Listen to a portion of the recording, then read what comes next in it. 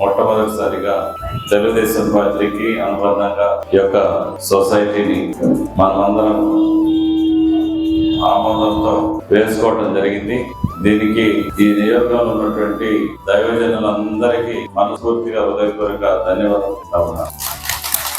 చాలా సంతోషం, ఎందుకంటే ప్రతి విషయంలోనూ ఒక కమిటీ అనేది చాలా ముఖ్యం. ఈ కమిటీలు వేసుకొని మనకున్నటువంటి సమస్యలు, మన కుటుంబాల్లో ఉన్నటువంటి బాధలు, మనకున్నటువంటి అవసరాలు, వీటన్నిటినీ కమిటీ సభ్యులుగా మీరందరూ కూడా అప్పుడప్పుడు చర్చించుకుంటూ వ్యక్తిగత అవసరాలు, సామాజిక అవసరాలే కాకుండా మీరున్నటువంటి సంఘాలని ఆత్మీయంగా బలపరిచేదానికి మనం ఏం చేయాలనేది మీరందరూ కూర్చొని ఆలోచించుకొని మొట్టమొదటిగా సంఘాలను బలపరచండి. ఆత్మీయంగా స్థిరమైనటువంటి అడుగులు వేసేదానికి మీరందరూ కూడా చేయాలని నేను దైవజనులను కోరుకుంటా ఉన్నాను. సంఘం అనేది చాలా బలమైన సంఘంలో సంఘ కాపరి గారు ఉన్నతమైనటువంటి విలువలు కలిగి ఉండాలి. ఏదైతే దేవుడు మిమ్మల్ని ఉద్దేశించి మిమ్మల్ని సృష్టించిన తర్వాత ఈ లోకంలో మీరు జన్మించిన తర్వాత దేవుని పని మీద మిమ్మల్ని అందరూ కూడా దేవుడు మిమ్మల్ని వాడు. ఇది ఈ భూలోకంలో ఈ భూమి మీద దేవాది దేవుడు మీకు ఇచ్చినటువంటి ఆశీర్వాదం, అనుగ్రహం అని ఉన్నా. ఇది అందరికి దక్కదు. ఇది బైబిల్ అనేది రెండు అంచుల ఖడ్గం. ఇది దీనికి రెండు వైపులు పదును సత్యం. దీనిని సత్యాన్ని బోధించేదానికి దేవుడు మిమ్మల్ని నియామకం చేసుకున్నాడు ఈ భూమి మీద.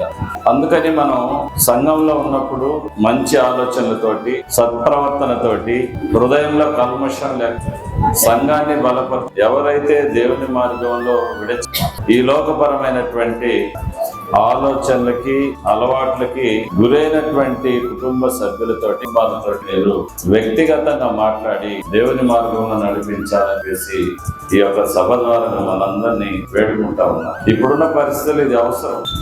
శత్రువు దేవుని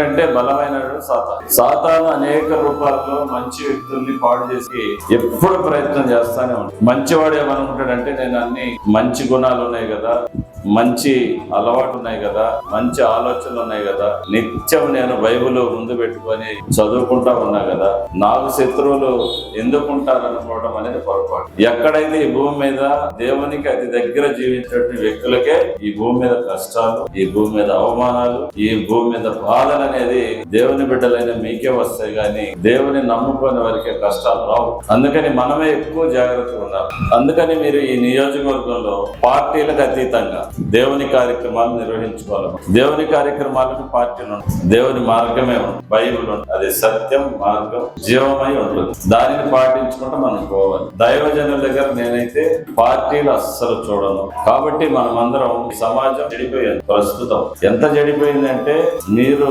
24 గంటలు బైబిల్ మారలేనట్టుకు వెళ్ళిపోయింది.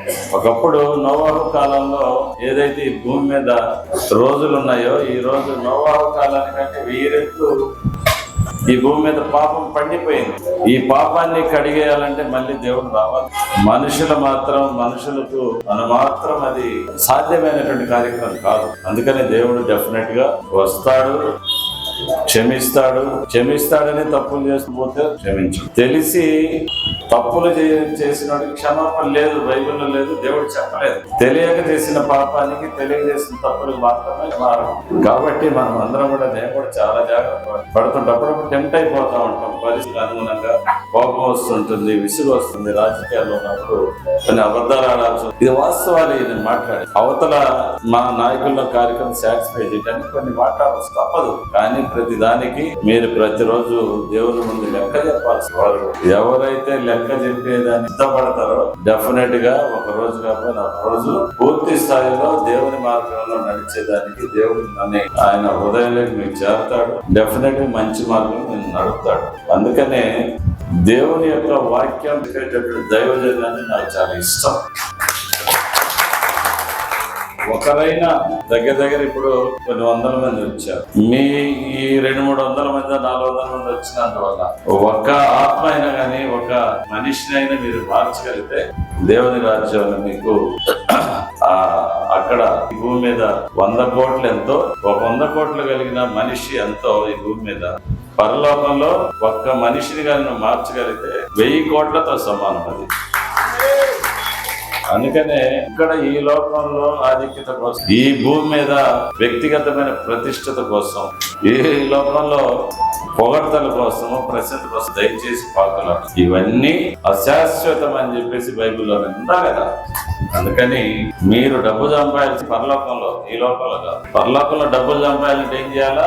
ఈ లోకంలో ఉన్నటువంటి పాపాన్ని నిదానంగా కడిగేది. మన సంఘాల్లో ఉన్నటువంటి కుటుంబాలను ధరిసి ఆ కుటుంబాల్లో ఉన్న కష్టాలని మా దృష్టికి తీసుకొని వస్తూ ఆ కష్టాలను మనం ఎట్లా ఆదుకోవాలని వాళ్ళకి మనం భరోసా ధైర్యం అంటే డెఫినెట్ గా పచ్చి తాగుబోతుడు కూడా మానుకొని బైబిల్ పట్టుకొని నీ చేతికి వస్తాడు. అసలు బైబిల్ అన్నటువంటి సారాంశమే చెప్పకపోతే మనిషి ఎందుకు మాత్రం మారాలంటే ముందు మనం మంచి హృదయాన్ని కలిగి ఉండాలి, దేవునితోటి ఏకీభవించాలి, నిత్యం దేవుని నామస్మరణతోటి ఆయనతోటి నిత్యం మనసులో అనుకుంటా ఉండాలి. మేము కార్లో ఎక్కినప్పుడు డెఫినెట్ గా గుర్తు చేసుకుంటాం, కారు దిగి ఇంటికి పోయినప్పుడు గుర్తు చేసుకుంటాం, ఉదయాన్నే లేచేటప్పుడు గుర్తు చేసుకుంటాం. ఎవరైనా ఎంత పెద్ద గొప్ప రాజకీయ నాయకుడు కాదు, మంత్రులు కాదు, ముఖ్యమంత్రులు కాదు, ప్రధానమంత్రి కాదు, ప్రపంచ అధినేతలు కాదు, ఎవరైనా వారి దేవుళ్ళు ఖచ్చితంగా జ్ఞాపకం చేసుకోవాలి. దైవ భక్తి ఉన్నవాడు, దైవభక్తులను మనం ఏం చేయలేము. అలాంటి కుటుంబాలు చాలా మన గ్రామాల్లో ఉన్నాయి. మీరు దర్శించండి, మీ సంఘాల్లో కాపర్లందరూ కూడా గ్రామాలను దర్శించండి, కుటుంబ వ్యవస్థను మార్చి ఇది ఒక మంచి మార్గం. ఇది ఒక మతానికి వ్యతిరేకం కాదు, ఒక కులానికి. ఎవరన్నా తాగే అలవాటు ఉంటే నాయన తాగుబాకు ఆరోగ్యపోతుంది, రా ప్రార్థనకు రా, చర్చికి రా, లక్షణంగా నువ్వు తాగుడుపోతాను మానుకోవచ్చు, నచ్చ చెప్పండి, దాంట్లో తప్పు లేదు. కాపరిగా మనమే చెప్పలేకపోతే నువ్వేమో చర్చిలో ప్రార్థన చెప్తుంటావు, వాక్యం చెబుతుంటావు, చర్చి బయట తాగి తనుకుంటావు. ఇది జరుగుతుంది. అలాంటి వ్యవస్థ మారిపోవాలి. గ్రామాలు మంచిగా బ్రతకటం నేర్చుకోవాలి.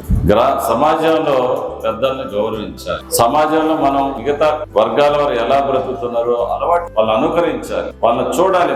మన కళ్ళ ముందే బాగుపడిపోతా ఉంటాం, చాలా మనం ఇక్కడే ఉంటాం. కారణం ఏంటంటే మనకి క్రమశిక్షణ కలిగినటువంటి జీవితాన్ని మనం అలవాటు చేసుకోవడం వల్ల భగవంతుడు మంచి శక్తిని మనకి, మంచి కండపుష్టిని మనకి, ఇంకా కష్టపడే తత్వం మనకి, దానిని మనం సద్వినియోగం చేసుకొని సరైనటువంటి పనులకు దాన్ని ఉపయోగిస్తే డెఫినెట్ గా మనం కూడా ఉన్నత స్థానాల్లో మనం ఉంటామని చెప్పి నేను తెలియజేస్తూ ఈ సందర్భంగా మీకు ఒకటి చెప్పదలుచుకున్నాను. ఈ మధ్య కాలంలో ఎస్సీ వర్గీకరణ కోసం ఏక సభ్య కమిషన్ వేశారు చంద్రబాబు నాయుడు గారు, మన ముఖ్యమంత్రి గారు.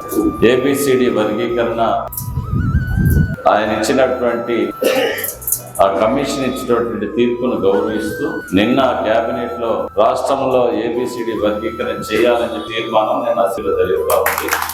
కేబినెట్ తీర్మానం జరిగింది. దానివల్ల మనం అందరం కూడా ఈ వేదిక ద్వారా మన ముఖ్యమంత్రి శ్రీ నారా చంద్రబాబు నాయుడు గారికి హృదయపూర్వకమైనటువంటి అభినందన మరి ఆయనకి తెలియజేయాల్సిన అవసరం మనం ఎంతైనా. ఎందుకంటే ఎస్సీసీలలో వర్గీకరణ జరిగి 1997 సంవత్సరంలో ఆ రోజు ముఖ్యమంత్రిగా నారా చంద్రబాబు నాయుడు గారు ఉన్నప్పుడు దగ్గర 24,500 మందికి మన బిడ్డలకు ఉద్యోగాలు పరిస్థితి.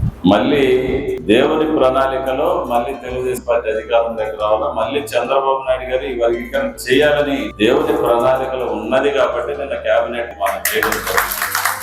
అందుకని ఈ వేదిక మొత్తం కూడా ఆయనకి కృతజ్ఞతలు తెలియజేస్తూ